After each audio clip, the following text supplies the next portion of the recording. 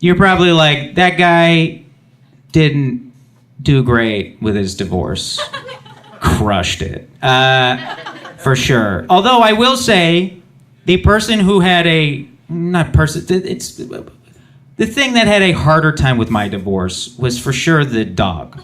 We had a dog together, and our divorce drove him insane. Like, he became like a classic divorce kid. Like, if he could, he would have started shoplifting and gotten an eating disorder.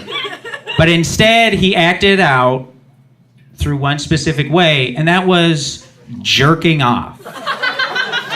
You might be like, oh, like licking his dick. No.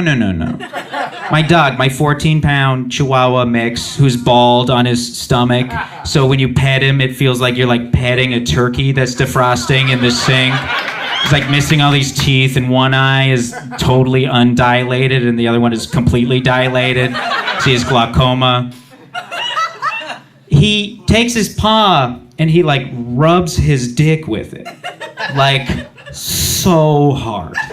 Like, insanely hard. He gives himself the kind of hand job you could only get from a dominatrix, because anyone who cared about you even a little bit would be unwilling to do this to you. And I found out because I was gone, and I came home, and I guess he didn't hear me, and I opened the door, and his back was to me, and he was like hunched over, and I was like, what is he doing? And he's like moving, but the thing is, there's no carpets in my bedroom or anything. So like the friction from him jerking off was like making him spin on the floor. So he was like slowly revealing himself to me. And it was like, I understand that's like a visual thing. So if you're listening to this, you know those old music boxes where you open it and it has the ballerina in the middle turning? It's like that. Only instead of a ballerina, it's a dog jerking off. So I'm like horrified, and I yell, and he's embarrassed because no one likes getting caught, and it sucks. And like, but then I noticed the tip of his dick is out all the time. And like, if he were a human circumcised male, no problem, live your life. But he's not, so that's not normal. So I like called the vet, and I was like, hey, the tip of my dog's dick is always out. So here's what's happening. It turns out that he's jerking off so hard that his dick is coming out so far that when it goes back in, it snags on the skin and rolls the skin in with it. So the tip is always sticking out. And also, here's the other thing about my dog. My dog has a huge dick.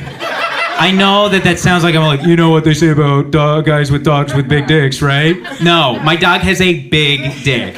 You know how I know my dog has a big dick? People tell me my dog has a big dick. Just think about how big a dog's dick has to be for it to override the part of a person's brain that goes, don't talk about this dog's dick. And then makes it go, you gotta say something about this dog's dick. So the vet was like, well, what you can do is you can like pinch the base and pull the skin down and pop it back over the top. And I didn't like, he phrased it like it was a kid's game or something. Like, pinch it, pull it, pop it, or some sort of bop it parody I don't feel like doing. And I went, do I have to?